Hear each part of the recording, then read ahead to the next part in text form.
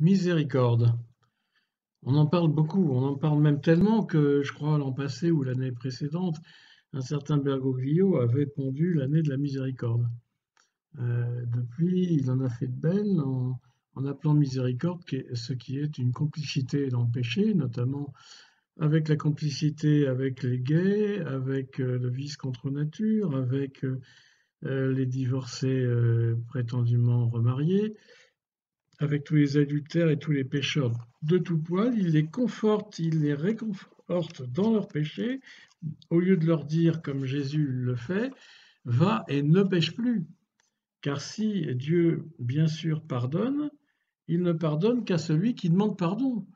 Et puis il ne pardonne que selon le psaume de David, cor contritum et humiliatum non despicies, un cœur contrit et humilié, vous ne le laissez pas tomber, c'est sûr. Dieu ne laisse pas tomber un cœur contrit, humilié.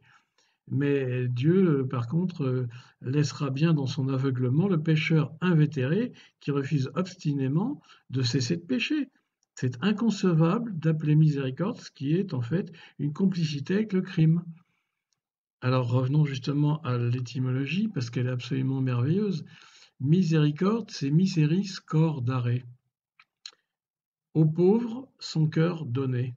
Dieu donne son cœur aux pauvres. Et par conséquent, pour que Dieu donne son cœur, il faut que la personne se reconnaisse pauvre.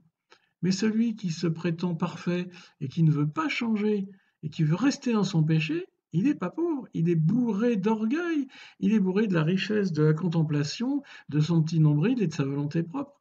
Et donc c'est tout l'inverse de celui qui peut recevoir miséricorde, parce qu'on ne peut recevoir miséricorde que si on est humble.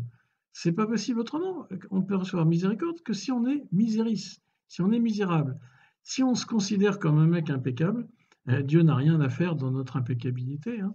Il nous laisse dans notre gros tas de fumier et il nous laisse dans notre aveuglement. C'est pour ça d'ailleurs que euh, l'orgueil très souvent mène aux pires péchés les plus honteux, parce que lorsqu'on pêche par le cerveau, par l'intelligence, on finit toujours, on est tellement aveuglé que Dieu nous laisse à notre aveuglement, on finit toujours par les péchés les plus honteux, et les plus honteux, pardon, et, et c'est même à ça qu'on les reconnaît, si je puis dire, les pécheurs, c'est que souvent, ça commence toujours dans l'esprit avant d'atteindre la chair.